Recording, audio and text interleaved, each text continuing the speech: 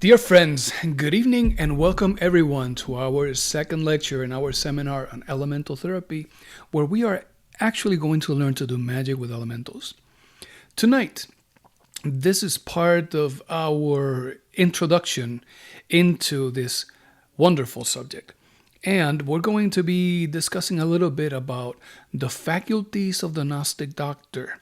And we're going to learn a little bit about the capabilities, the capacity of the Gnostic doctor itself. For us to be able to do that, we refer to the writings of Samael Aun Weor in his book, the Esoteric Treatise on Occult Medicine, Practical Magic. And he says, the rules of the Gnostic doctor are the following. The Gnostic physician, the Gnostic doctor, is totally prohibited from cohabiting. The Gnostic doctor must be a saint, must be clean of vices, must be married, is obligated to practice sexual magic daily to awaken the Kundalini. The Gnostic doctor must practice the exercises of hidden meditation and vocalization. This is occult meditation and vocalization. The Gnostic doctor must possess infinite charity, infinite sweetness. He must practice sexual magic with his priestess wife. Woman, if you are the Gnostic doctor, you should practice sexual magic with your priest husband. And the Gnostic doctor can never be an adulterer. We share with you the rules of the Gnostic doctor because they give us a good insight on what is it that Samael is teaching us when it comes to these fundamentals of elemental therapy. Perhaps you will see these reflected in his material. Elemental therapy is what teaches the Gnostic doctor how to command the elementals of the plants. Because elemental therapy is the wisdom that allows the Gnostic doctor to command life.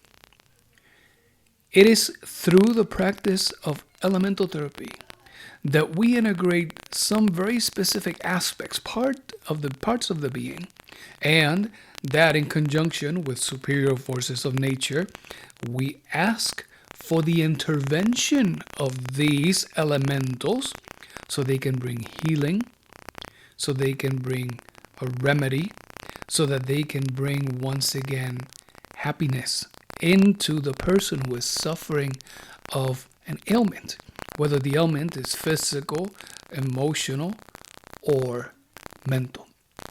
So this is what is elemental therapy. It is what teaches the Gnostic doctor how to command the elementals of nature. But this is ancient wisdom. This is something that the great masters, as they arrived, they shared with those first humans of the Aryan race, and as those made progress as true Gnostic doctors, as true practitioners who were revolutionizing their consciousness, well, they were able to achieve this profound depth of knowledge.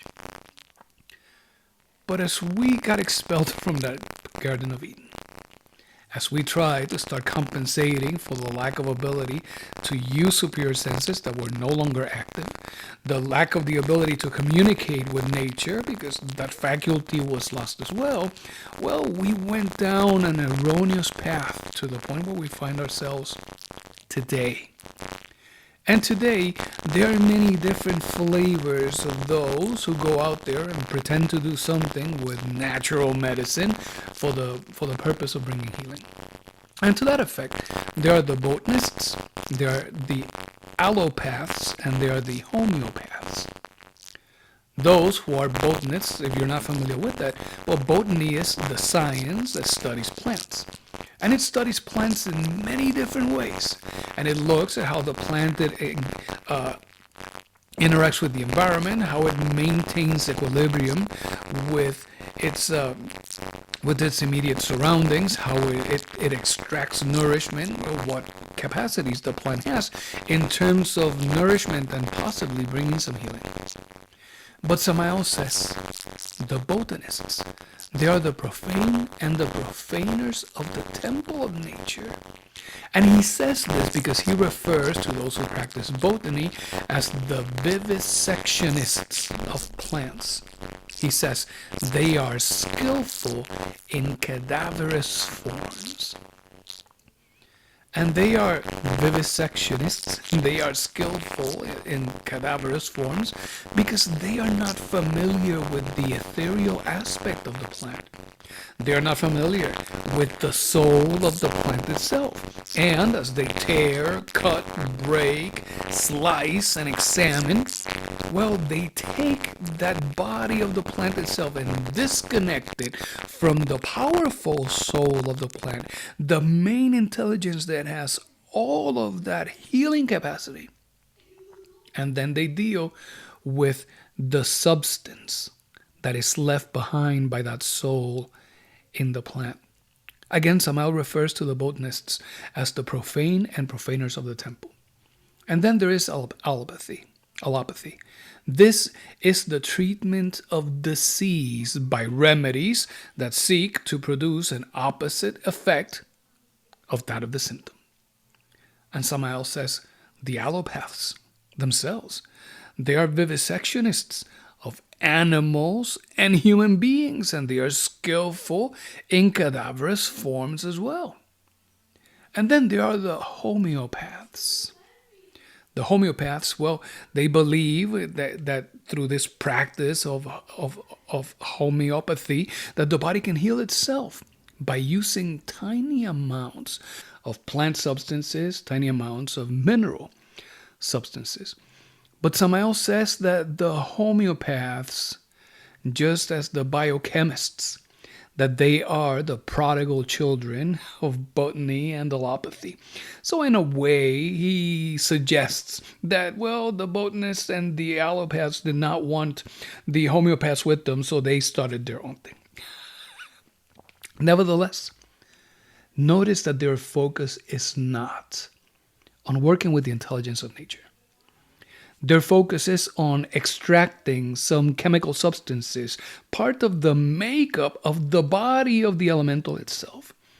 And because there is an essence of the elemental that is contained, there's part of the substance of the elemental that is contained within the body itself, well, to use that extract to be able to bring about some healing.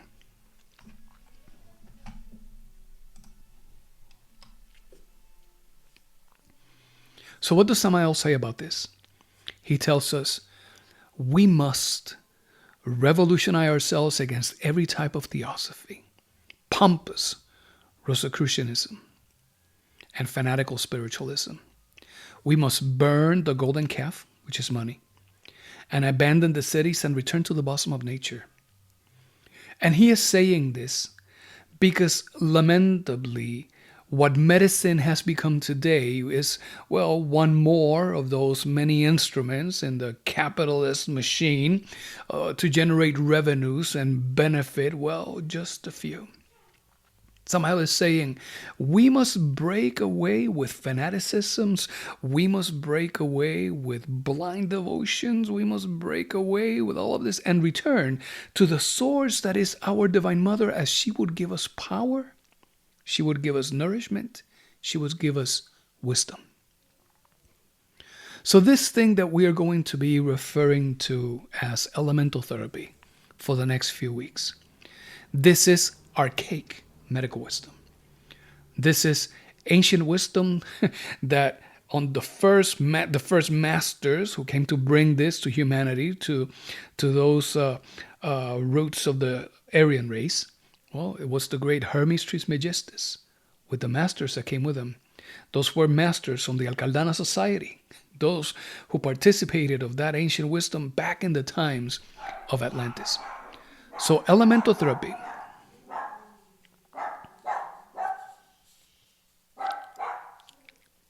So elemental therapy is the wisdom of the Gnostic doctors. Paracelsus says about the Gnostic doctor, these kinds of doctors, of which he is one of them, these kinds of doctors, the Gnostics, they are named spirituals because they can command the spirits of herbs and roots. Thus, these Gnostic doctors, they force the spirits to give liberty to the sick people who they have put into imprisonment.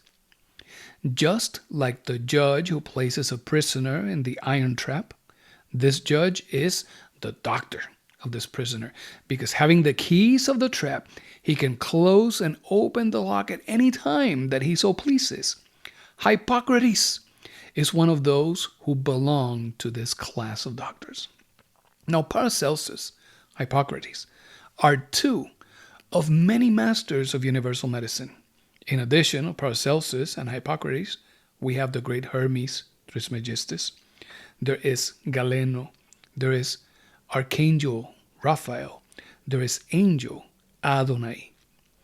And by now, with us being students at this level of study, in the intermediate level of the first chamber, well, now we know that these are names, powerful masters, that we can invoke by asking our innermost to bring one of these great masters of universal medicine if we or one of our loved ones is in need of some healing. We can ask our innermost to take us to the temple of universal medicine. And now that we know these masters by name, to invoke of them, and as we invoke of them, to ask of them for their help, for their contribution. As we, in later lectures, learn to do the practice of sending a letter to the temple of Alden, we will all come together and write down the letter and follow a specific majestic procedure to send the astral signature of the letter into the hands of the great masters of the temple of Alden, so that as masters of universal medicine, they can give us the healing that the law allows of them to provide. But as we stated earlier, modern day medicine has become a very interesting, lucrative business. And 50 years ago, Samael was already mentioning it. He had said the official medicine has exploited the human pain. Well, we have heard so many stories about many of these great businessmen who had decided to uncontrollably raise the price of many medications, EpiPens that some people will depend on just to stay alive, and it skyrocketing to hundreds and hundreds and hundreds of dollars. The same thing with other medications like medication for diabetes, etc. Well, lamentably, the suffering of the human being, the suffering of the human condition has been exploited for the benefit of the few. And what exacerbates or makes this condition a little bit more challenging for us is the fact that we separated ourselves from nature. And yes, we can all think about that moment in which we walked out of the Garden of Eden, expelled because of abusing of our own creative powers. But the fact is that today, we continue separating ourselves from nature, imprisoning ourselves even deeper in our human life. And beyond that, imprisoning ourselves even deeper within the depths of our own mind. We fail to see the opportunities with temptations and we rebel against them. We fail to see the opportunities of growth when we're going through different adversities, and rather we fall into our knees as victims, not demonstrating emotional stability or the ability to adapt to the circumstances, or perhaps the ability of having good quickness of thought, of learning to dominate our emotions. And we allow so many good opportunities just to go by, that we just keep ourselves separated from the wisdom of nature. As we slowly continue defining ourselves, as we slowly continue to apply that transvaluation into the true substance of this Gnostic work, well, we eventually will have the opportunity of looking back, knowing exactly the many things that we had been doing today that had been keeping us distracted, void of practice, void of self-observation. It is important that we return to the bosom of our divine Mother Nature, because each elemental of nature represents a specific power of the blessed goddess, Mother of the world. Just like our innermost is a multiple perfect unity, where they are different parts of the being responsible for many different aspects of the work. The same thing happens with our divine goddess, Mother Nature.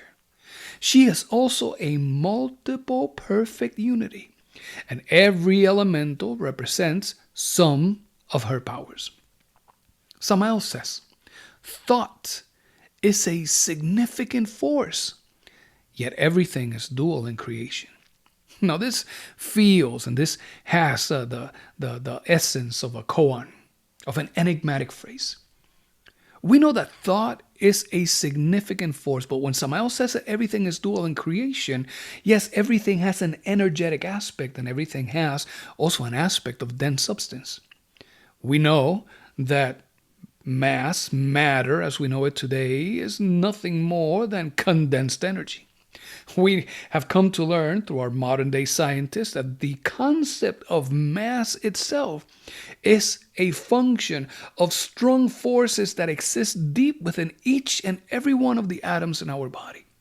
So knowing that mass, matter, and energy are so intimately related, well, in the same way, the Gnostic doctor makes use of the power of thought, but he also needs of a physical way to crystallize the thought itself.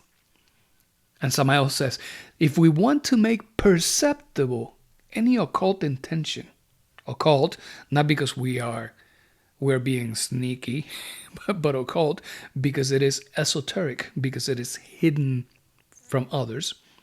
Well, if we want to make perceptible any occult intention as an intention to heal, a physical instrument that serves as the clothing for that idea is necessary.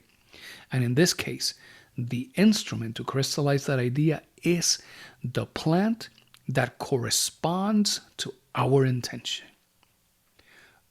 But only the one who knows the secret of commanding the elementals of plants can be a magician. Let's bring this to a pause. Because in previous lectures we have stated that elementals have a longing of serving humans. Elementals are in their evolutionary path, and many of them are found today in the plant kingdom, just as there are many other of those monads in the mineral kingdom, and as much as there are many others in the animal kingdom. Nevertheless, they seek to serve the human because they are progressing to achieve a human state, and they are anticipating the moment in which they can receive from the Divine Mother their first human body to work, to bring an integration of all of that magic of nature that they have learned, from the fundamentals of transmutation, of converting lead into gold, which is work of the elementals of earth, to the elemental magic of nature that exists within each and every plant, within each and every tree. And they are seeking to bring that into the human form so that they can apply it for the transformation of the human, to be able to take the leap onto the other side. And because they have this longing we had previously stated, elementals will respond to the commands, whether they come from a white magician or from a dark magician. But the difference is abysmal between one and the other, because the tenebrous ones will scare and terrify the elementals.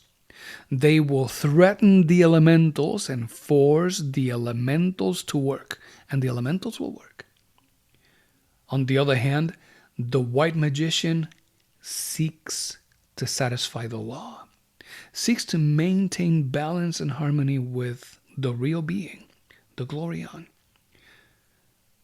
The true magician respects the laws of nature and will ask for the grace of the goddess mother of the earth, would ask for the grace, in many cases, of elemental devas of nature, of instructors of those specific departments of nature to work with their elementals. And with that grace, without authorization, the true magician will command the elemental to work, not in his own desire, but through the willpower and the love and the majesty of the Christ. And this will allow the elemental to unfold with all of its power and all of its might and do what the elemental knows how to do best. And between one thing and the work of the elemental, well, there are rituals, there are mantras, there are salutations that are all done by a specific aspect of the being that we learned in our prior lecture, which is the elemental advocate. So now that we know this, well, Samael has stated, only the one who knows the secret of commanding the elementals of plants can be a magician. Now you know a little bit of what that means. How to get the most manifestation, the strongest manifestation of power from that particular elemental when we do it according to the will of the law. Now Samael tells us every mental wave has its exponent in a plant. In order for the mental waves to be crystallized, they must be revested with the occult powers of the plant which corresponds to it. So those who are working on their meditation, those who are athletes of concentration, of thought, Samael says, if you do not know how to combine your mental waves with the powers of nature, you're wasting your time miserably. In the same way that Samael says, if you're sitting down to meditate and you're not bringing a perfect balance between the visual state and the sleep state, then you're just damaging your body. So this is telling us we must learn to combine our mental waves, our power of thought, with the powers of nature. When we do this, the occult powers of the plant are exercised in all of their glory. Now, how can we become Gnostic doctors? What can we start doing today so that we can start making some progress? Well, fortunately for us, there are many great temples throughout Earth. These great temples are all great temples of the goddess mother of the world. But all of these temples exist in the fourth dimension of nature. You can access all of these temples, well, in Jinn state. But some of us still don't have the ability to unfold in Jinn state. Some of us still are populated with doubt, with uncertainty. Some of us are not sure how exactly is that we're going to do it, so we're just not doing it.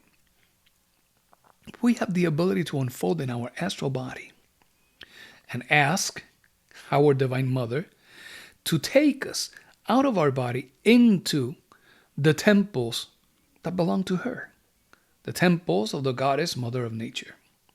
These temples exist in Tibet. By now, we have already learned that in the land of Shambhala, well, the great master, Jeshua Ben Pandira, exists with his resurrected body in Jinn state, and he officiates in those temples. There is also the occult temple of Bohemia that Franz Hartmann speaks about. Krumheller speaks of the holy temple of Montserrat in Spain. He also speaks of the temple of Chapultepec in Mexico that exists within the Jinn state. There are also temples of the sacred ray of the Maya, as much as there are temples of light in Taganga and Gaira in the Atlantic coast of Colombia. And just like that, there are many other of these great temples that exist in other areas of the world. We can ask our Divine Mother with any of the many keys that we have already learned for astral unfoldment. When we say, I believe in God, I believe in my Divine Mother, I believe in white magic, Divine Mother, take me out of my body. And ask our Divine Mother to take us into any one of these temples. knowing that we can be there. And as we are there, well, we can offer some words of passage to be able to walk in. And as we are inside, we can ask for healing for our loved ones, perhaps healing for an affliction that you have been suffering for a long time, or perhaps to learn from the mysteries of the great masters. This is something we can do. But if you choose to do something a little different, like invoking the masters, we have some of that for you as well. As a student, there are many students who suffer tremendously because they would like to make good progress internally. They would like to take big steps, huge strides in their internal development. However, many of them cannot because they have not learned the path which belongs to them. For some of us, well, our being, our innermost, will work our consciousness in a way that is very intense. And you will feel yourself with longing to be constantly studying and practicing and singing mantras, doing your runes in the morning, doing your keys of astral unfoldment at night, throughout the day, practicing the key of SOL. For others, well, the being will be working your consciousness, but will do so intermittently. And so you will feel that there are some times in which you have a very strong longing, and that longing lasts for many weeks, perhaps many months. And then it wanes away. And now you're no longer that interested, so you go about and you continue living life in any way that you have made progress living to. And eventually that longing will come back. And you will see yourself with those ups and downs of moments of activity and moments of rest. And yet, there are others whose consciousness, monad, well, their being has no intention of working. Because there are some beings that have no intention of achieving mastery. They want to go and experience what is this life and these different planes, but they want just to go back and simply be an awakened elemental within the bosom of the Absolute. That's what they're seeking. But in terms of the path which belongs to them, it is important that we understand when we are in a period of activity or a period of rest, so that we can take advantage of all of that wisdom and that we can put it to practice so that we can truly integrate it. That gives us insight. That gives us direction.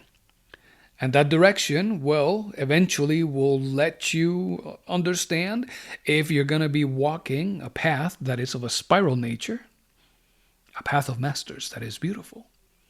And the spiral path is the path of those masters that are known as Buddhas pratyekas, Buddhas of contemplation.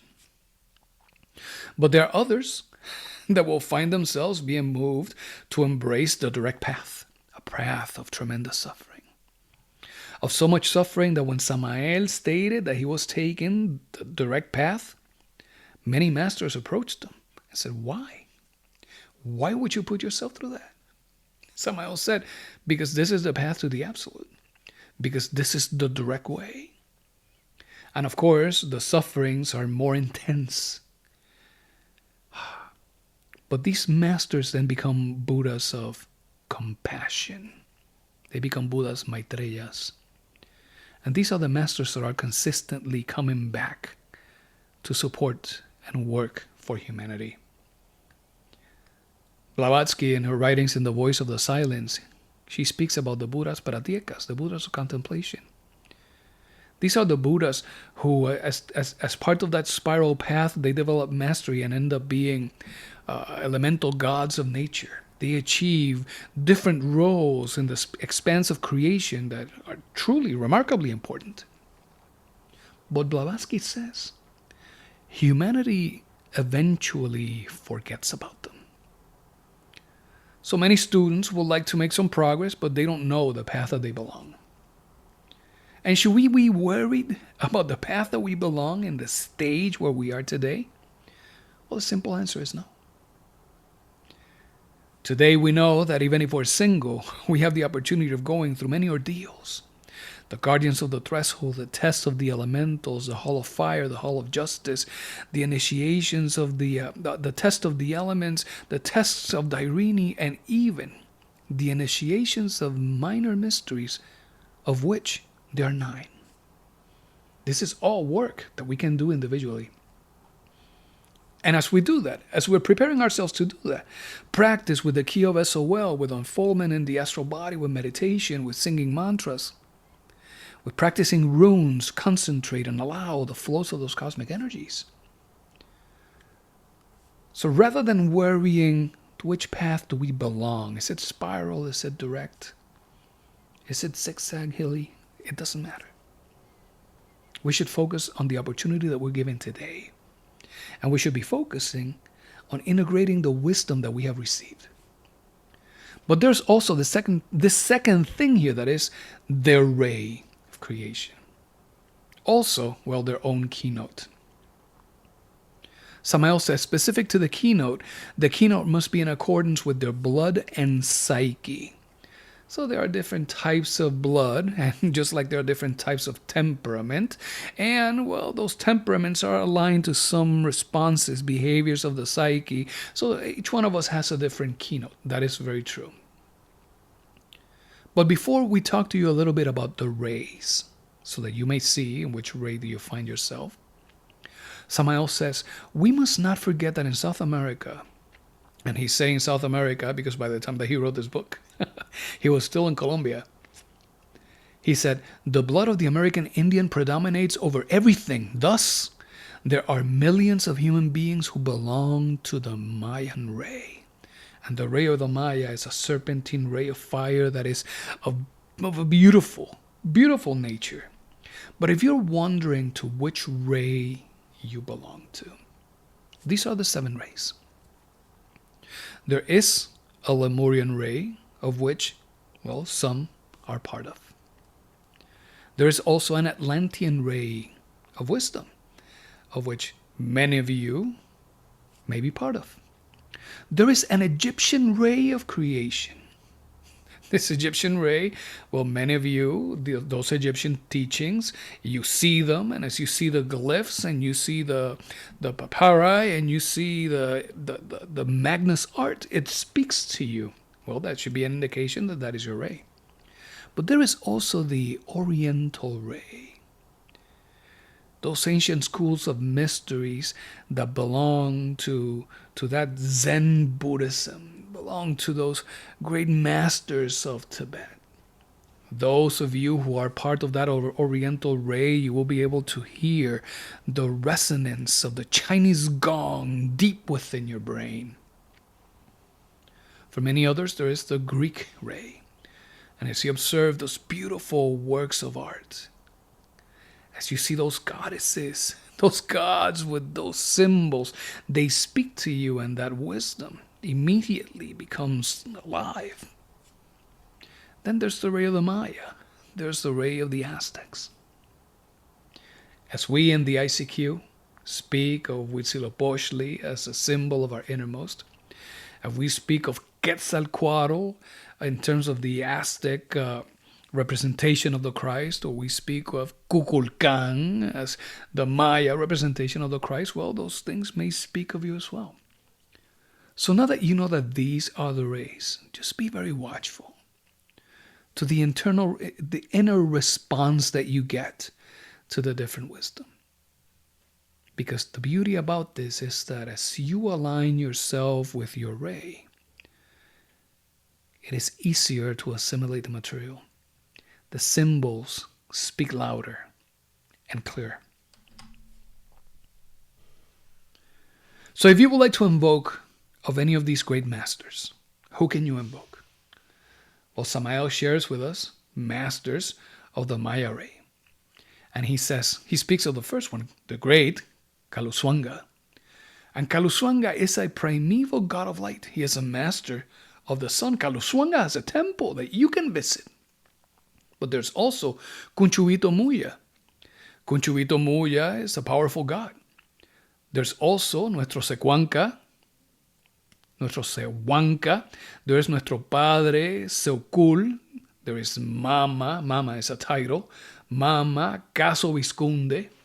There is Mama Butanare. There is the great, great, powerful master, La Saga Maria Pastora, master of wisdom. And then there is the god Queen Magua, master of the tempests, who has power over the seasons.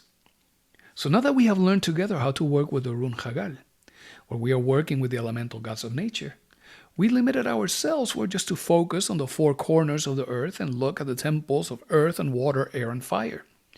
But now you can also invoke of your innermost. And if you have a need, you can ask your innermost to invoke the god Quimagua, master of the tempests.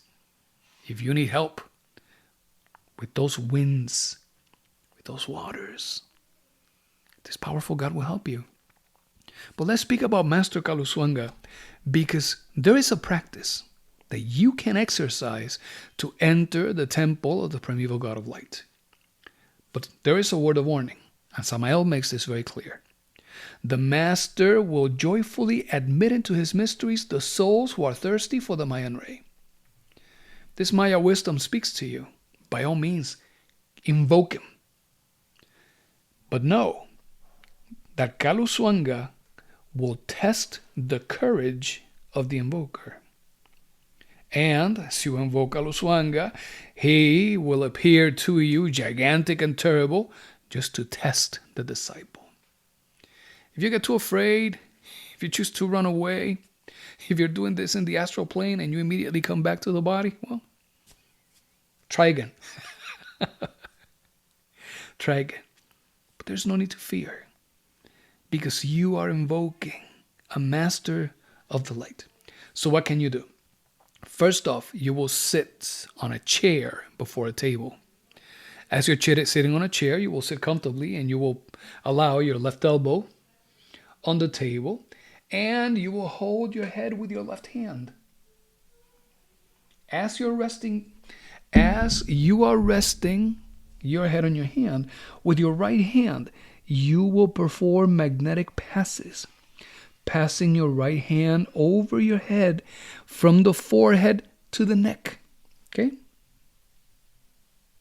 And as you're doing this with the purpose of magnetizing yourself.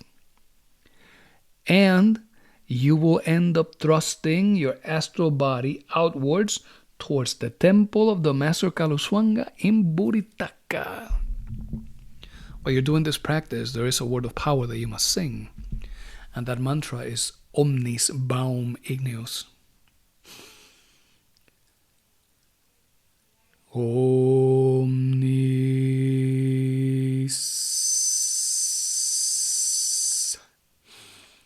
Baum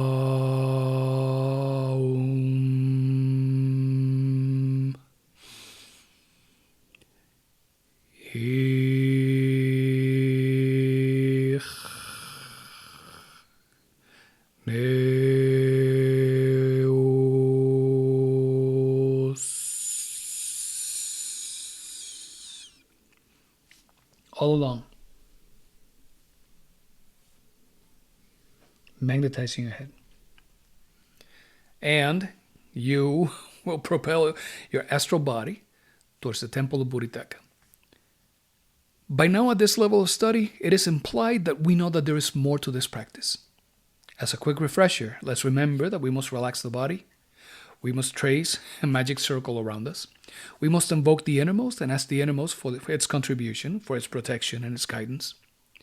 And as we have done this, we will ask the innermost to help us propel our astral body into the temple of Buritaca. Singing the mantra Omnis Baum Igneus brings the right degree of vibration into all the centers of the human body, and it will allow your astral body to come out, and you will be able to present yourself before this temple. Now let's talk a little bit about the abilities, the powers of these Gnostic doctors, particularly the ones in Sierra Nevada. Samael says, dear friends, these Gnostic doctors, these mamas, with their remedies, they can cure syphilis in 15 days. They can cure leprosy in its high stages in 9 months. They can cure tuberculosis in 15 days. Samael says there exists no sickness the Arhuaco mamas cannot cure. Therefore, they laugh at the science of the civilized ones in this 20th century.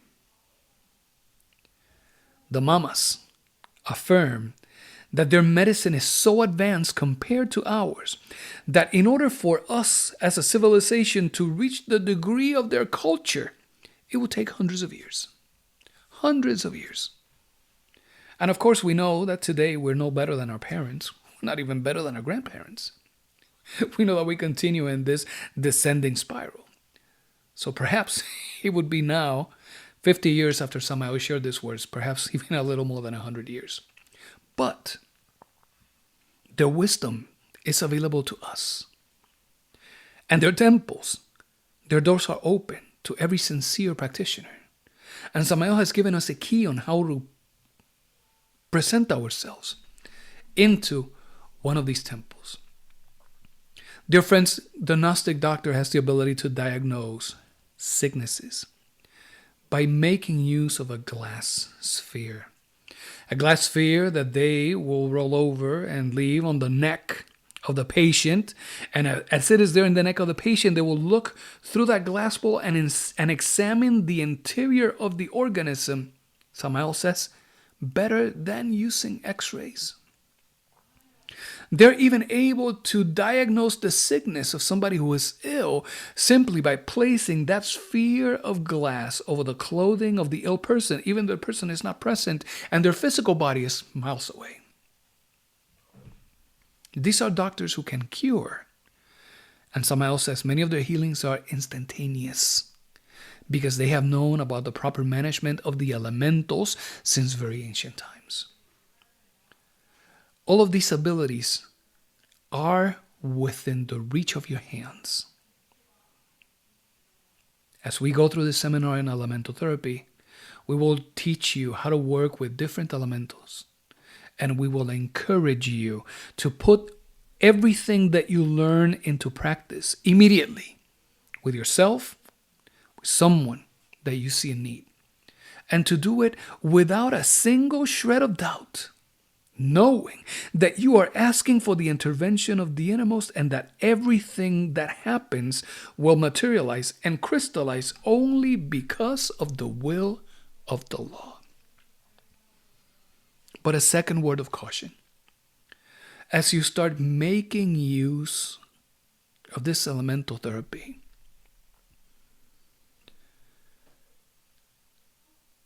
remembering the words of Samael at the beginning of this lecture, we must burn the golden calf. Do not use any of this elemental therapy to ask for money for bringing healing. Do not seek to bring benefit to yourself.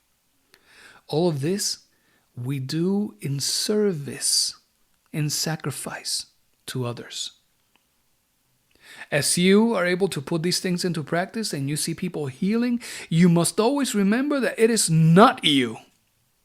It is your consciousness through your innermost with the intervention of other superior forces.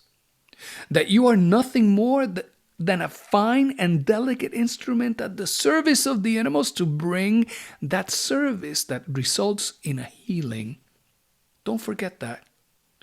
Because if you start putting this into practice and others get healed, suddenly they want to bring their friends and they speak about you. And if you lower your guard, defects of pride and mythomania and many others will start getting nourished with praising that is thrown at you but that does not belong to you. So you must be very humble. And the moment you start asking or questioning your humbleness, at that moment, humbleness itself has already fled. We have to always keep in mind that prayer, the great Master Jesus, that he says, when Father, teach me to be humble as you are, and then again, teach me to be humble once again. So to close with what Samael has shared with us, nevertheless, these West Indians are tremendously quiet and humble. Therefore, know civilized person will ever attain their secrets unless the person has become worthy and deserves to be received as a disciple. So, dear friends, this has been our lecture tonight, our second part on elemental therapy. We hope that this has been of your benefit, and we encourage you to put everything that you have learned into practice. We're going to finish our YouTube video, and we're going to open the floor for any questions here in the audience. So, dear friends, thank you so much for joining us this evening. May our beings be happy.